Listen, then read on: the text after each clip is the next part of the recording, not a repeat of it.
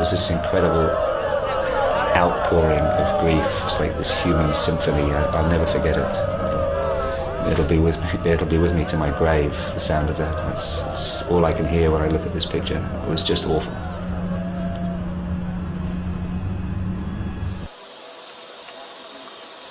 In early 2003, photojournalist Philip Blenkinsop made a tragic discovery in the middle of the jungle, stumbling upon the CIA's long-abandoned secret army in the Xaizambun Special Zone of Laos.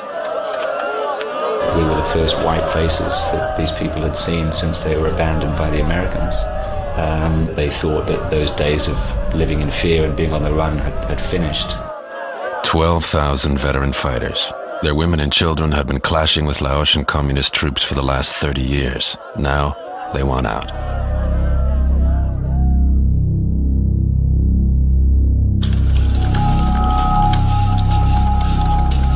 That all we want in Laos is peace, not war. As far as American manpower in Laos is concerned, there are none there at the present time on a combat basis.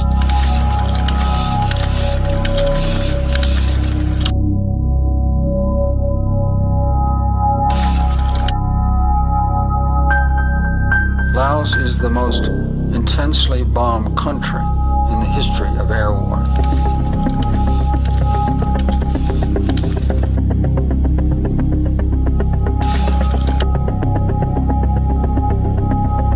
I honestly believe that we're trying to free people. We came from the sky and destroyed everything they owned, everything they loved, everything they held dear.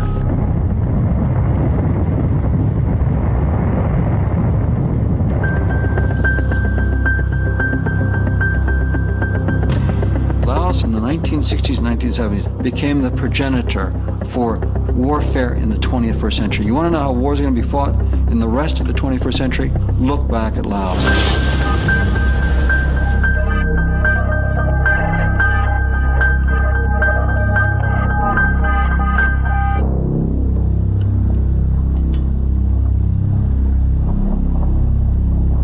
From 1960 to 1975, the CIA ran a clandestine sideshow to the Vietnam War in Laos. Long Cheng, a remote Laotian valley, became the agency's headquarters and the world's busiest airport, but was never marked on any map. Long Chen was a very secret base, and nobody knew about it. Nobody. Now, I don't even believe Congress knew about it at the time.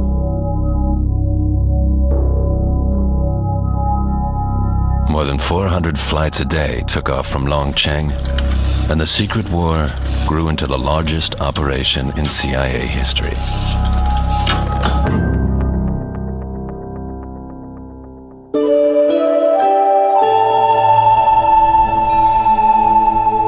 For nearly 20 years, the Lao People's Democratic Republic isolated itself from the outside world after the war. All these years, the mountainous country kept its secrets. Laos is the only landlocked country in Southeast Asia. Due to its strategic location, Laos was used as a pawn in the strategic games between neighboring states, and more recently, between world powers. More bombs were dropped on the Plain of Jars in northern Laos than anywhere else on Earth. Before the war, some 50,000 people lived here. Many of them were members of the Hmong people, an ethnic hill tribe. According to ancient local legend, these jars were created by a race of giants who used them to brew rice wine for the celebration of an arduous but victorious battle.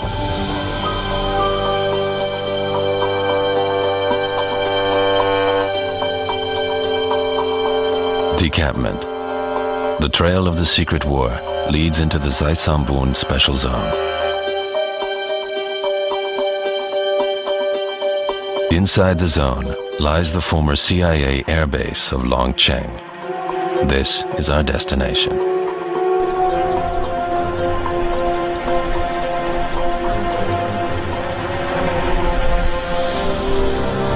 We head now to Xaizambun, the special zone. Why they call special zone? Because it means like the government have to take care special because they have problems with the unorganized terrorism or robber attack the road, and also the government put a lot of armies around, many army camps, you know. I don't know them, but I know their boss. Susat Petrasi is a well-connected man and will take us into Longcheng. No outsiders have managed to reach the secret base since the end of the war in 1975. We passed the checkpoint unsearched.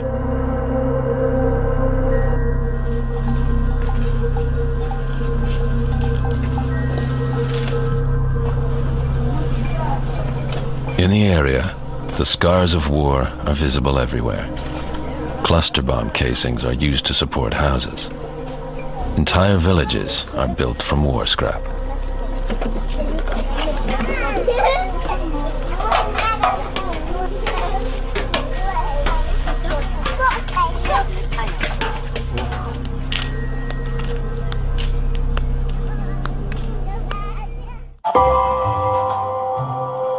Now you're a famous guy.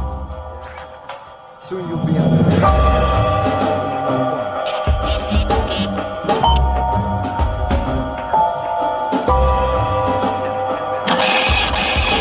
40 years ago, Fred Branfman came to Laos as a humanitarian aid worker. Today, he returns to the place that changed his life forever, That Luang Pagoda. When I pulled up to the pagoda, I would say I was just a kind of careless adventurer. No particular goal in life. I went into that pagoda, I talked to those people, and 1 hour later, I was a completely different person than the fellow who had entered the pagoda.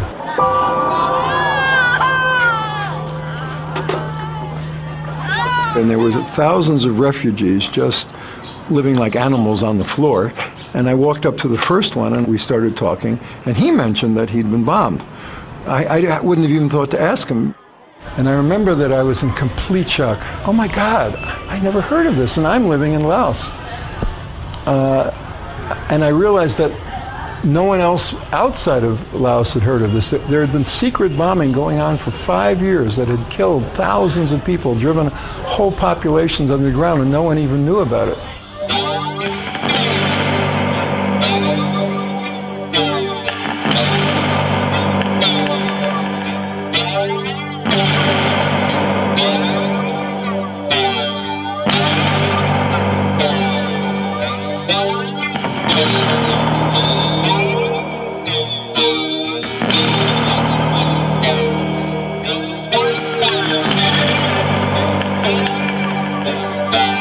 It made me almost crazy because I didn't have a moral framework, a conceptual framework into which this fit.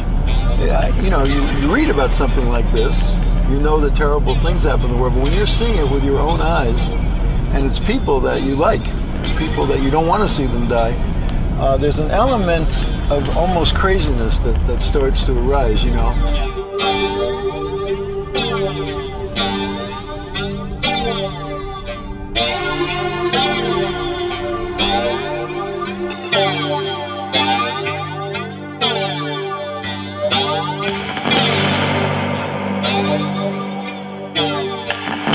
This is the only eyewitness account of the massacres, the mass murder of civilians that occurred on the plain of jars as a result of the air war. Without these drawings, there would be no record other than, of course, the testimony of the people. But it's these drawings and the essays they wrote to accompany them that tells us what it was like to live under an air war, what it was like to see your beloved grandmother burned alive before your eyes. The stories of the refugees touched a nerve in Branfman, and he wanted to learn more about the secret bombing campaign. With his Lao friend Nung, he rode out to this refugee camp almost every day. 30 years later, the camp has turned into a village, and most of the former refugees still live here.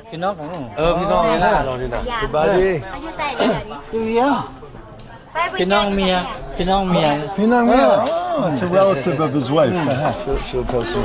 Oh, Sabaidi. Chelsen Yang. Kam. Kwaisu Puvieng. Chauchuk Lawa.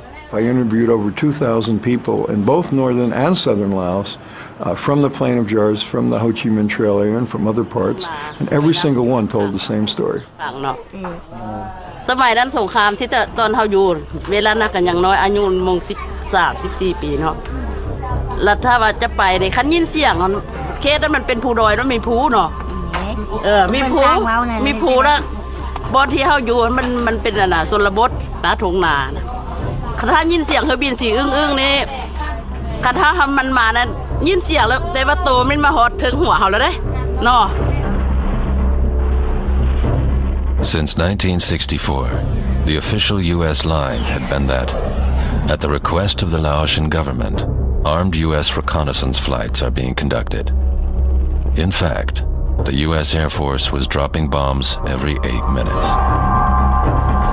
When the fighter bombers couldn't reach their targets over Vietnam, they dumped their bombs on Laos because they couldn't land with bombs on board.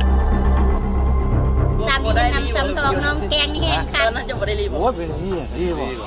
ตามนี้ซ้ำทองน้องแกงนี่เป็นปืนภูเลยย่างไปขายเครื่องนี่จะว่าเต็มเลย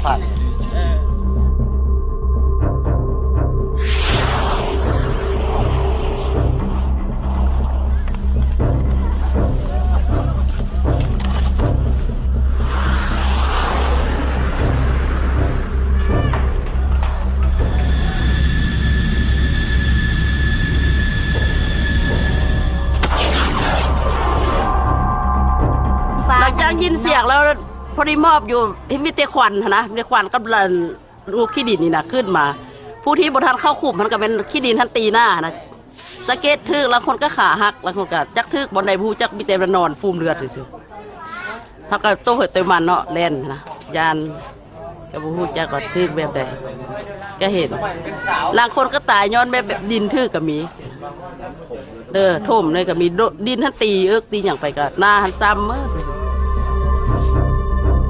In the cave of Tampu, the entire population of a village was killed by a missile. 473 men, women, and children perished.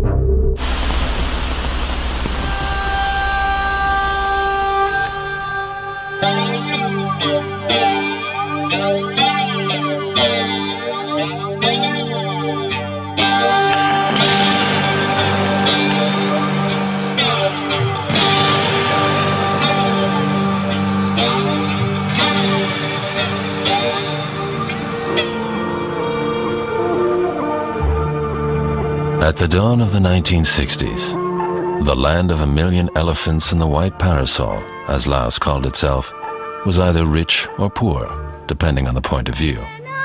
It was rich in culture, with more than 50 different ethnic groups. Some lived in such isolation that they'd never even heard of their government, and most felt loyalty only to their village or tribe. But economically, the country was one of the poorest nations in the world. Laos's problem was its geographic location, since it neighbored on both communist North Vietnam and China. In 1954, Laos was declared neutral. Yet, due to its strategic importance, Laos became a microcosm of the Cold War between left and right-wing ideologies. In view of the domino theory, the U.S. government designated Laos a buffer state, meant to stem the advance of communism. That's why the U.S. paid 100% of the Laotian military budget. However, in order to justify intervention, the U.S. sought to destabilize Laos and supported competing political factions. The parliament was divided into 3 factions: pro-American conservatives and neutralists, both supplied with American weapons, and their adversaries, the communist Pathet Lao, who were equipped with Soviet weapons.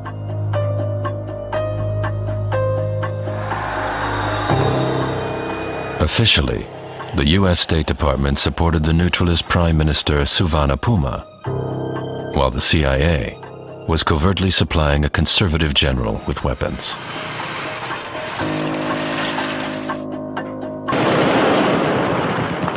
The result was civil war. In 1960, fighting erupted between conservatives, neutralists, and the Pathet Lao. The covert strategy of the U.S. seemed to be paying off.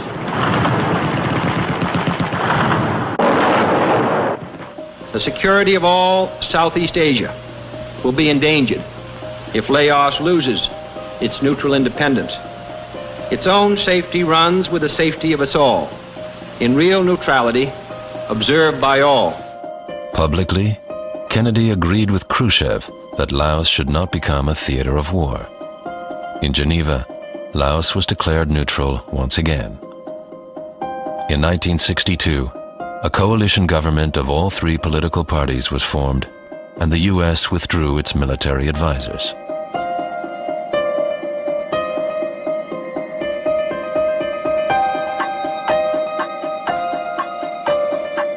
Kennedy, however, wasn't playing fair.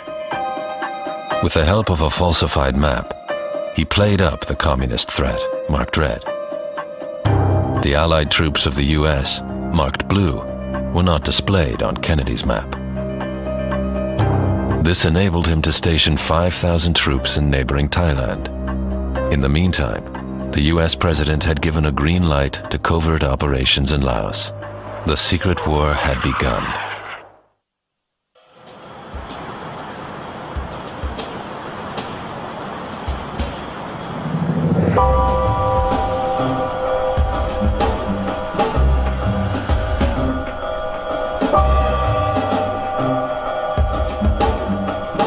At the American Enterprise Institute, a Republican think tank, we meet James Lilly. Lilly was U.S. ambassador to China and South Korea and started his career with the CIA in Laos. I was a senior at Yale University in New Haven, Connecticut, and I was approached by a professor, taken to his office, which was a very fine paneled office, and it was lights were low and bookshelves and pipe smoking, tweed. Oh, goddamn! Hello? Yeah. He said you had a background in Russian studies, and that's our major concentration. You've been an athlete, a captain of a team, which shows that you have some leadership. You've been in the Air Force Reserve Officers Training Program, which shows that you are interested in military affairs. You were born in China. You're the kind of guy that CIA wants. Vint Lawrence was also recruited by the CIA directly out of college. They snuck the 22-year-old into Laos in 1962, just as the Americans were officially in the process of pulling out. My first impression was that I was extremely lucky. It was exotic. It was all that a young man who had some cloudy images of what the Far East was like should be. It was hot. The women were beautiful. You know, I thought I'd died and gone to heaven.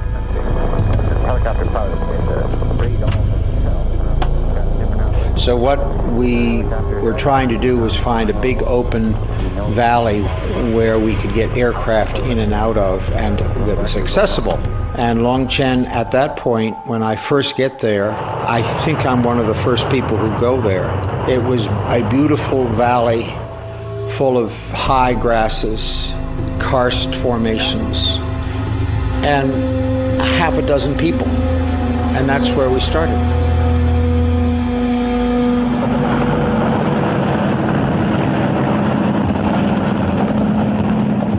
And they finally found these hill people, Hmong, that disliked the Vietnamese intensely, that lived in the hills.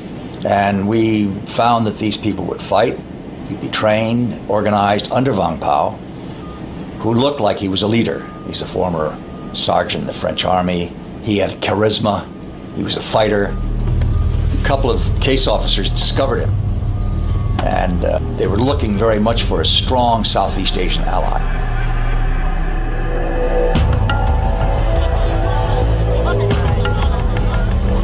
I'll never forget the first time I met VP. They were dragging a defector down toward him. As he walked by, he just pulled out his gun, blew the guy's head off, and kept on walking. And I said,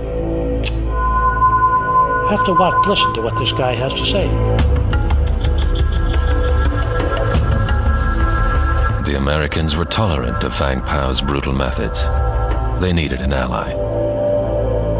Today, Vang Pao is the Hmong leader of 250,000 expatriates living in the USA.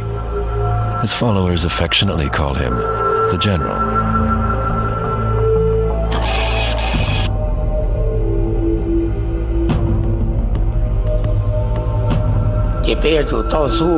democracy มาตัวอ่อนนนลางก็มั่ว democracy นะยอเมริกาเจนูกูแต่โอเลยเจ้า更恐有呢有啊จีนะกูแต่ได้จีละจีว่าตัวyaแต่มั่วเลยจีพัดพอวันเดเทมั่วหมดซื้อมั่วสะต้องมั่วหมอนอนสิเจตัวเจียเนี่ยเลยตัวที่เจียปวดเป้อย่าถูกสู้ตะก้า The Hmong mercenaries were trained in Longcheng by one of Thailand's elite military units. We were using Thais. There were just so many Thais you could use as a surrogate for bringing in a lot of Americans. That had great value. It allowed the American effort to work with a very small footprint. The Thai soldiers at the site of Vint Lawrence looked like Laotians, which helped the CIA to circumvent the Geneva Accords. Most Hmong had never seen welded metal, let alone planes.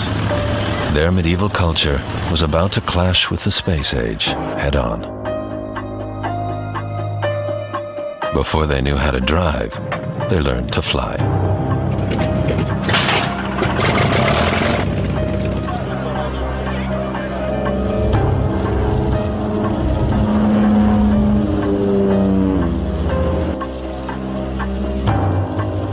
At that point, we were still on the right side of the angels. I thought we were doing the right thing with the right people in the right place.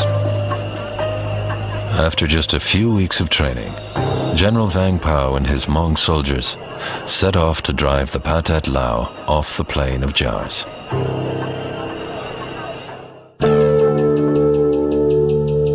American involvement in the war was kept confidential. Officially, the Americans were conducting a humanitarian aid mission in Laos.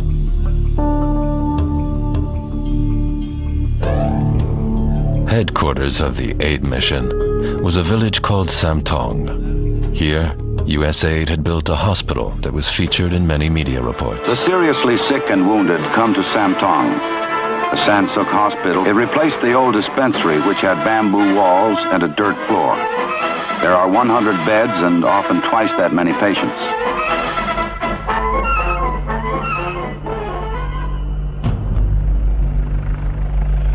The logistics of the aid mission were assigned to a private company, Air America. The pilots were Americans. Originally, we were led to believe that we would be hauling rice and things for USAID, which we did. We had 2 or 3 different customers, and we were told, depending upon where you're sent, they would tell you which customer you would be working for. It didn't take a mental giant, though, after you were there about a week to figure out that this wasn't just hauling refugees.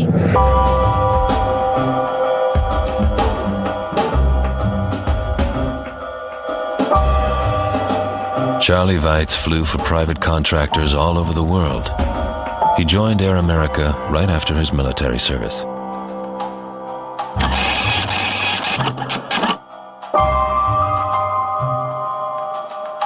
You know, when I was 24, 25, I was looking for adventure. Here I was, a Marine, a pilot, you know, and that was before Vietnam started. And I said, you know, I want to do something with this. I'm tired of the war games. I mean, let's get into it real. And we did. Air America was one of the world's largest commercial airlines, with services all over the Orient.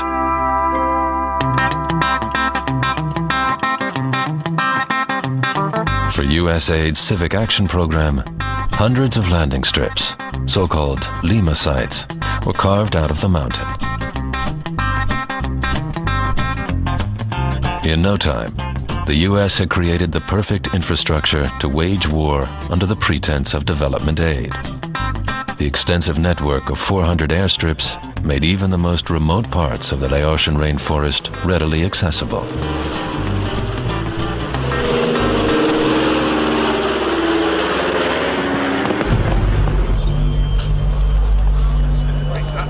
I'm not too sure, quite frankly, in the early days, just who actually knew the whole picture. It was sort of like a need to know to get the job done. Some guys might have gone up and they might have worked for a USAID customer for their first 2 or 3 tours and never got to call hard rice, which was ammunition, or troops.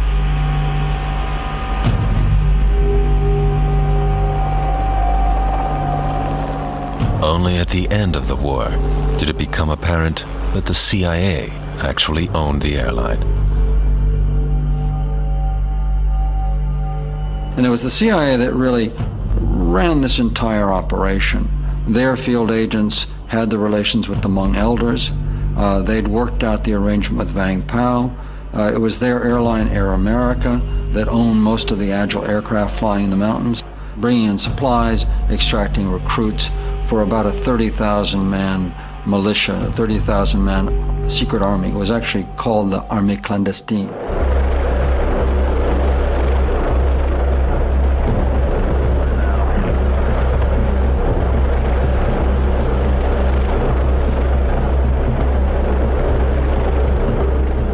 CIA case officers closely supervised the counterinsurgency offensives and tested a new strategy to batter the communist Pathet Lao. The CIA's guerrilla army was fighting with air support.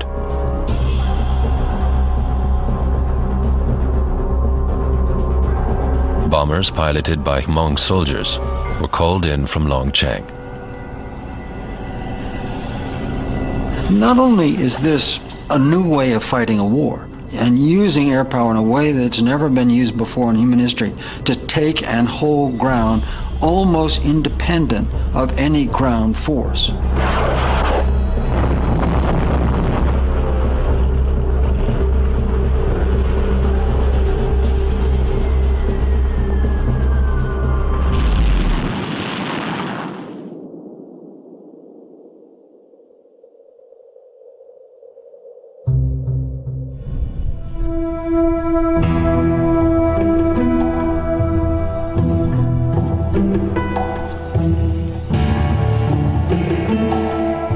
คำทำลายนี่แปลว่าเมื่อเชียงขวางนี่มันบ่มีเฮือนหลังนึงอีชีฟ้าเมื่อเฮือนประชาชนเมื่ออยู่เชียงขวางอยู่ปวงเชียงขวางนี่บ่มีเฮือนจักหลังยังแต่วัดหลังนี้แล้วเรือบินจังมาทำลายสุดท้ายแล้วมันจังเป็นอันนี้จังเพอยู่เป็นอันนี้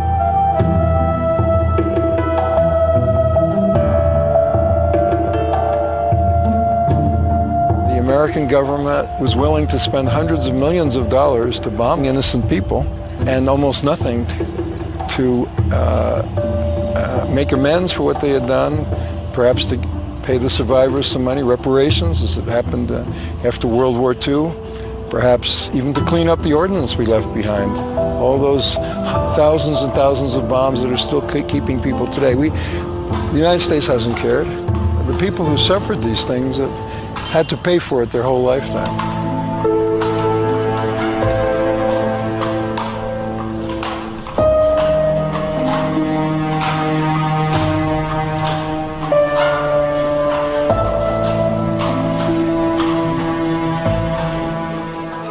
Vật vàศาสนานี่ก็คือกันเขาสร้างได้ก็พอๆปานนั้นแหละอันนี้สร้างได้คืนคือเก่าแล้วบ่สร้างได้แล้วคือวัดนี่แต่ว่าแต่เป็นอันนั้นนะยังเสียใจนี่ก็ทุกคนก็สิคิดเอาหั่นแหละตาลายญาปีวินาสันตุจะเตสะสะไสญาสิทธิทานังลาภังสุถิงภกายังสุขังพลังสิริอายุจาวันโนจาโภคังโอทิสัญญาสวัสสะจาอายุจาสีวาเสถิภาวันตุเตภาวันตุสัพพมังคลังละกันตุสัพพเทวตาสัพพพุทธานุภาเวนะสัทธาสุทิภาวันตุเตภาวันตุสัพพมังคลังละกันตุสัพพเทวตา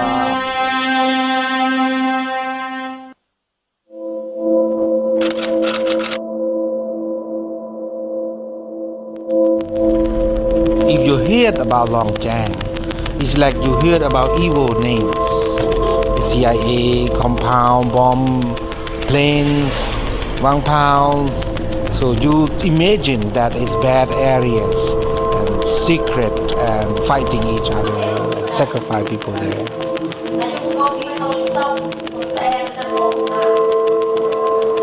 Sai Sambun is the provincial capital of the military zone.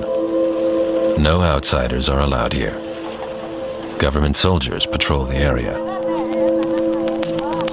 Nobody wants to talk on camera about the conflict with the remaining Hmong resistance forces.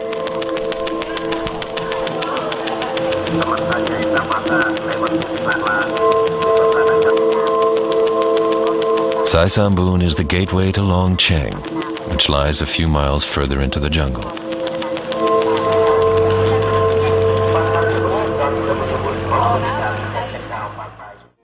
Vientiane, the capital of Laos, was nowhere near the battlefields, but America's influence on the country's politics became more and more evident. Laos first does not have an economy. What we did is we subsidized them. And you can see that this can become a license for corruption. And it did. By 1964, the USA had pumped $545 million of foreign aid into Laos. Never before had America invested so much money abroad in a similar project. And it was all done in the name of democracy. If this sounds familiar, we wrote constitutions for them. We got them to have elections for their National Assembly. We tried to get them to elect their officials. And they went through this process. But they didn't really take to democracy. So you have a real problem. You cannot impose the democracy on the country, as we tried to do in Laos, a constitution and an election. Iraq, a constitution, an election.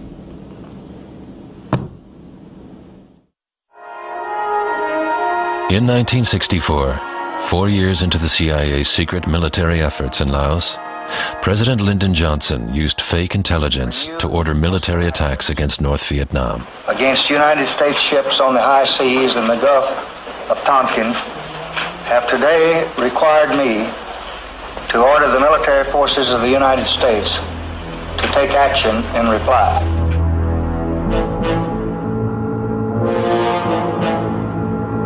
We wish to emphasize we seek no wider war. In 1965, the U.S. introduced combat troops into Vietnam. With the world's attention focused on this expanding conflict, the CIA's war next door in Laos remained low-key. The Vietnam War starts turning the gears of the American war machine in Laos. More than 400 flights a day come into Long Cheng. The secret base became the country's second largest city.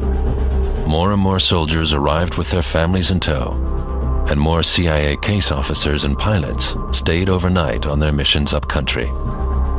Yet, the entire city remained classified.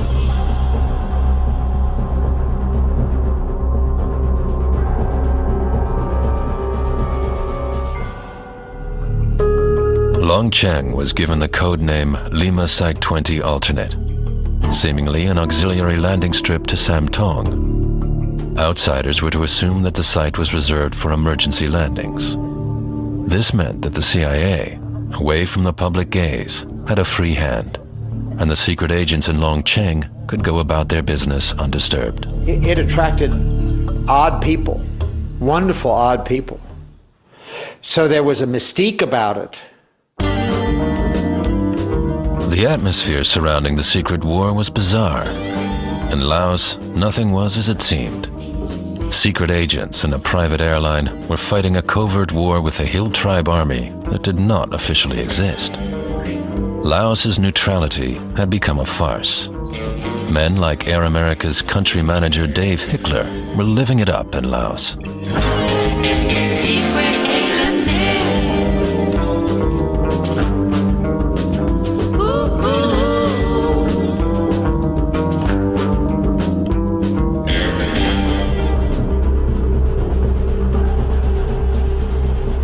As the war in Vietnam escalated, one major purpose of the operation was now to interrupt the Ho Chi Minh Trail, the supply network of jungle roads and trails built by the North Vietnamese that led through southern parts of Laos. More and more bombing missions were flown to interdict the trail.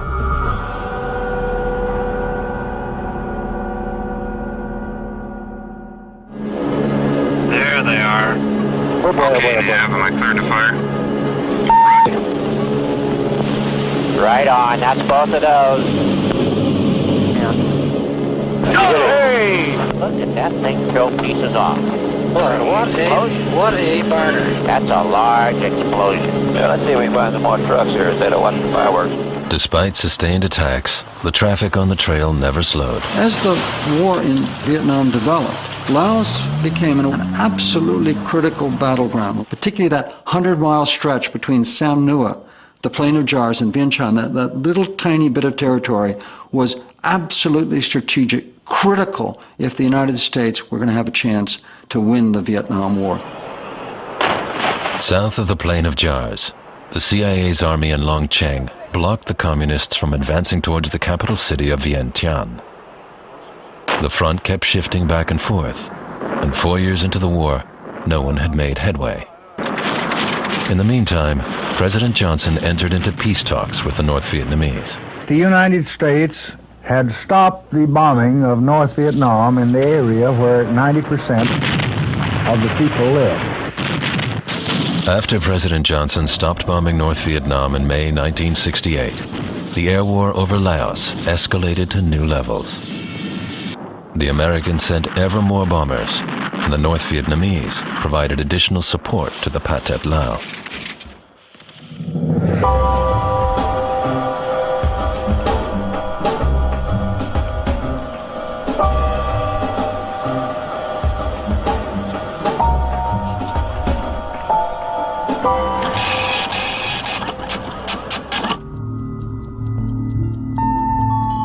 In 1970 and 71, there were reports coming back from South Vietnam about U.S. troops starting to use substantial quantities of heroin. And that's what brought me to Laos. I was on the heroin trail. At that time, more than 30% of American soldiers serving in South Vietnam were addicted to drugs. There were more heroin addicts in the armed forces than in the whole of the United States. In the Golden Triangle of Laos, Burma, and Thailand, the most powerful men had long been opium dealers. These warlords were ideal recruits for the CIA. Opium was central to the success of the entire CIA-covered operation. Why? Because the CIA worked through a single leader, a single broker. All of its connection to the Hmong people went through Vang Pao. And Vang Pao's control over these scattered households across the ridges and mountains of northern Laos was made possible by the fact that he controlled the air power out of Long Cheng, the rice into the villages and the opium out of the villages. Alfred McCoy went to a Hmong village aligned to Vang Pao's secret army and learned of a gruesome deal when he talked to the village headman. The local headman, a man named Ger Suyang, he said, "We did a bargain with the CIA. We gave them our men, and all we asked is for them to feed us. Now, Vang Pao and his men have asked us for the 14-year-olds. If we send the 14-year-olds, who will be the men to marry the daughters of the village and produce the next generation of children? We'll die as a community." So we said no, and they cut off the rice. But only a few villages could afford to refuse Vang Pao's demands. For the majority of mountain dwellers, there was no way to shield their children from being drafted into the CIA's army. As a result, there weren't enough people left to farm rice. Opium emerged as the only viable source of income.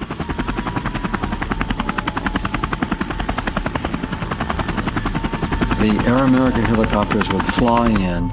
Hmong officers, lieutenants and captains in the CIA secret army would get off, pay them cash for the opium, load the opium in the helicopters, and it would fly off in the direction of Long Cheng. I'm sure it happened. I mean, nobody denies the possibility, but that wasn't what we did. There were certain alliances made in certain areas that within Laos, you would move this guy's marijuana from here to there, but that was as far as it went with us, and that was condoned, I would say. After he'd learned about the secret bombing campaign, Fred Branfman became obsessed with trying to stop it. He started to work with journalists to expose U.S. atrocities committed in Laos.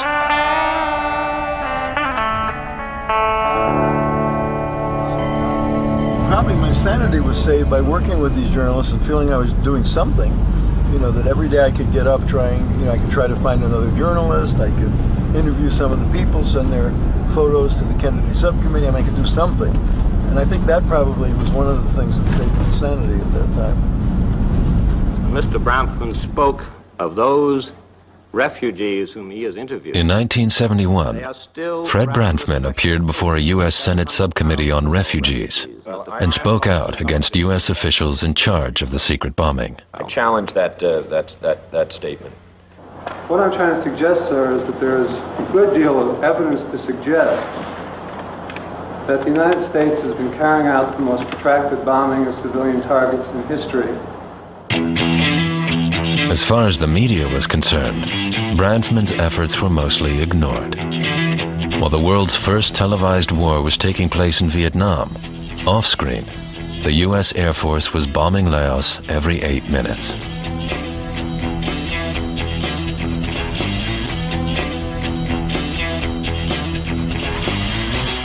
As the veterans returned home, the conflict spilled onto American streets, and the tide of public opinion was turned against the Vietnam War.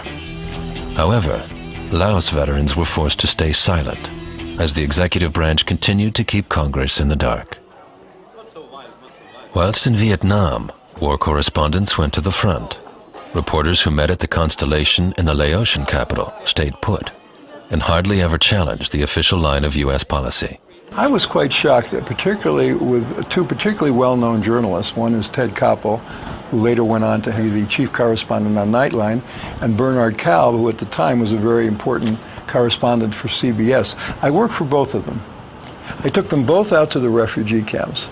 They knew that Henry Kissinger had ordered bombing raids that had murdered thousands of innocent people in violation of the Nuremberg Tribunal. Bernard Kalb wrote a biography of Kissinger.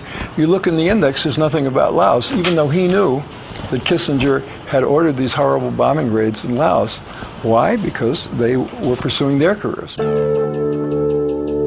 It wasn't until 1971 that 3 journalists finally made it to Long Cheng and uncovered the secret base.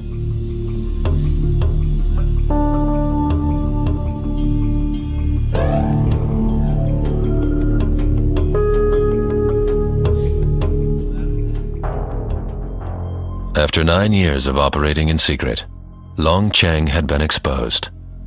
Still, the war in Laos didn't make front-page news. Even though it became known there was a long chain, the policy continued, and it did not make a big difference, as far as I can tell, on the course of the war or anything else. The war had gained its own momentum, and in 1971, Long Cheng was attacked by the North Vietnamese and Pathet Lao forces. New CIA case officers, such as Eli Chavez, were assigned to mobilize their remaining mercenary forces. Chavez filmed his own troops as they marched into battle.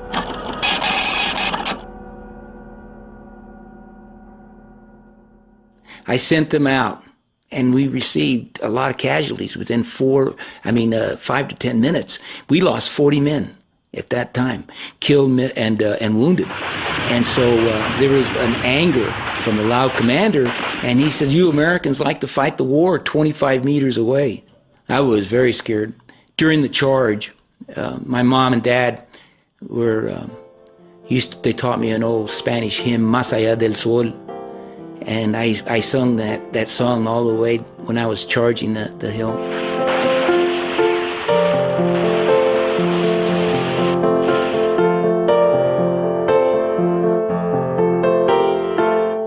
During the take-back of Skyline Ridge, we lost 900 people, killed, missing in action, and also wounded in action. And that totaled out to almost 3 battalions that we lost. And that was all within a week and a half to almost 2 weeks' time. After 11 years of war, all Hmong men of fighting age were dead. And so, the CIA sent thousands of children into battle. You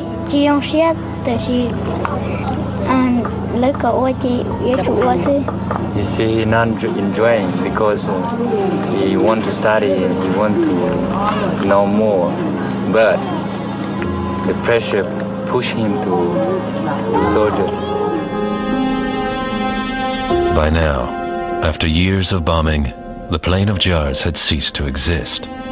But the biggest bombing in history was yet to come. And what the Plain of Jars and what it's a symbol of is how those people on the vague frontiers, those people in the third world, those people we never see and never know about and never hear, can be vaporized, wiped off the face of the earth without people back here even knowing about it.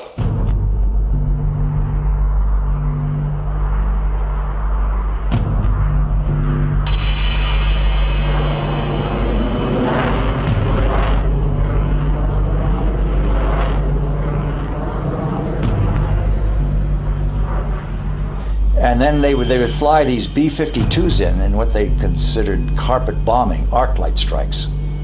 The B-52 strikes are 1 kilometer wide and 3 kilometers long. But the arc lights were so high and they'd precision bomb, nobody could hear them.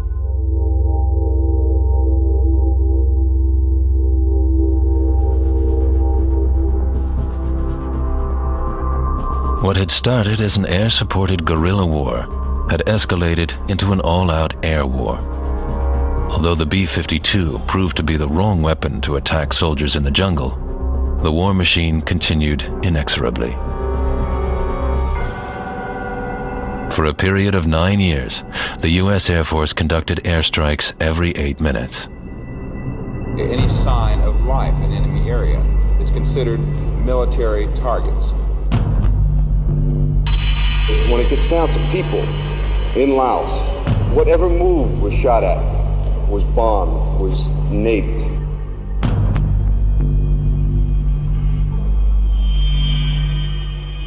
It was more than 10 arc lights that I called in.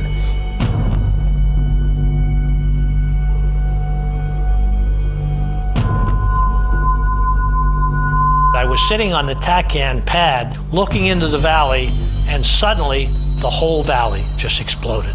It must have been terrifying to anybody that survived it. I mean, the whole valley.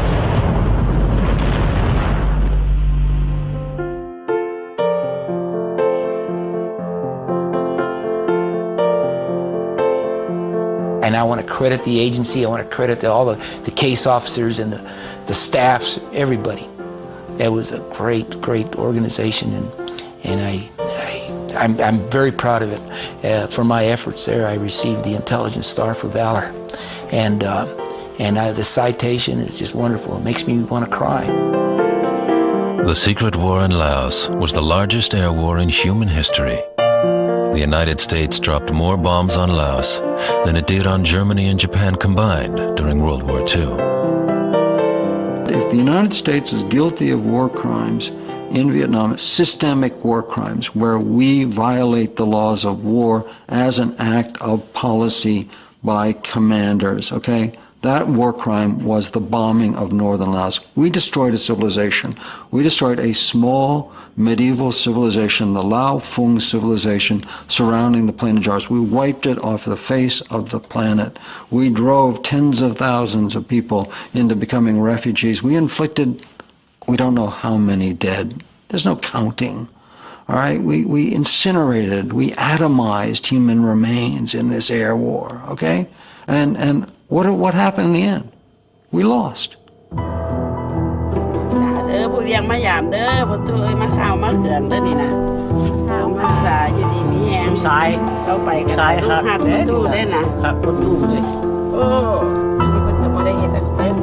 I've never done this with my own parents. It's heavy. We're speaking for them. The question of how we do these things is very important. We often intervene in these places, and our leaders stir up our emotions by making the case that we should do it. And we don't think enough about how we're going to do it. And it's the how that's important, not the rights and wrongs. At the end of our trip, we reach Long Cheng. It's clear that the village has sunk back into oblivion. A few Lao troops are stationed here in what looks like a ghost town.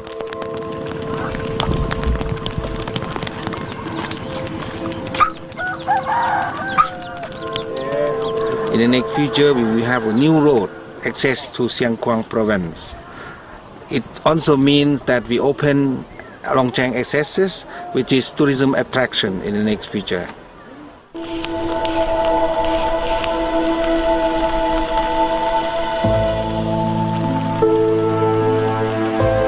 Vang Pao's house is sealed off, and the old CIA compounds lie in ruins. From here, the American vision of a free world brought only death and destruction. Today, Long Cheng is a stark reminder of the failure of this vision. In May 1975, 2 weeks after the end of the Vietnam War, the Pathet Lao won, and the CIA evacuated Long Cheng. They took 3,000 Hmong with them. Thousands more were left behind to fend for themselves. Now, more than 30 years later, these forgotten people finally get their chance for peace.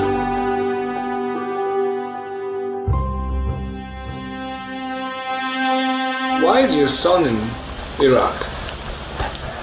I've asked him that before. Who? I asked my son, why are you going? I owed lots of people, Daddy, a lot of money. And I can pay my bills that way. That's what he's doing. That's basically what I did.